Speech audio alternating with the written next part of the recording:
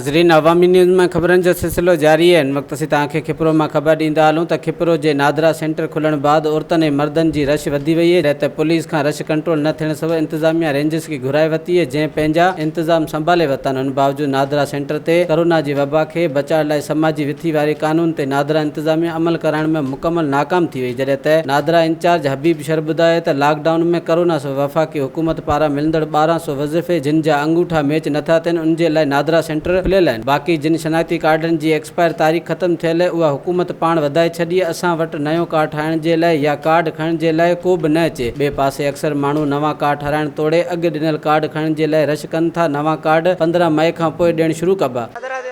Card जेको असांजो पहिरीं हो उन डेट ख़त्म थी वरी असां जमा करायो ऐं उनजे करे वरी अॼु मुंहिंजो सम्झो त आया आहिनि कार्ड आयल आहिनि त पोइ वरी आयसि इन करे नादरा ते कार्ड हिते आयसि त चवनि था अंगूठो जेको माण्हुनि जो लॻनि कोन थी सही, उन्हनि खे जेको अॼु घुरायो आहे उन्हनि खे सही लॻनि थी। छा पैसा कोन था मिलनि, सही कोन थी लॻे। पैसा आहे अची विया आहिनि, पैसा अची विया आहिनि, साइन कोन थो थिए, साइन कराइजो, सही कराइजो। कार्ड न अचनि रहो बिया न को मैसेज असां इलाही माणी पैसा ई कोन था अचनि। पैसा न आया त नादरा ऑफिस अचण सां पैसा मिली वेंदा तव्हांखे। नादरा ऑफिस कम मंदर चेक ते मथे न दरखास्त जा चल पिया त दरखास्त ॾियो वञ, मथे दरखास्त ॾियण आया आहियूं। को दरखास्त पे त नथा वठण, पोइ चार दफ़ा आई आज चवंदा हाणे सही नथा करे ॾीन, हाणे असीं छा करियूं?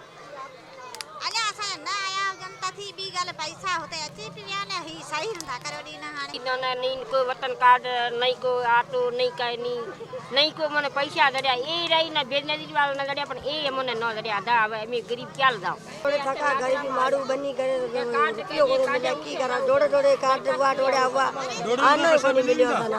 वधीक ख़बरनि ऐं तफ़सील जे लाइ विज़िट कयो असांजी वेबसाइट awamiNewsHD.com ऐं ॾिसंदा रहो अवामी न्यूज़ HD।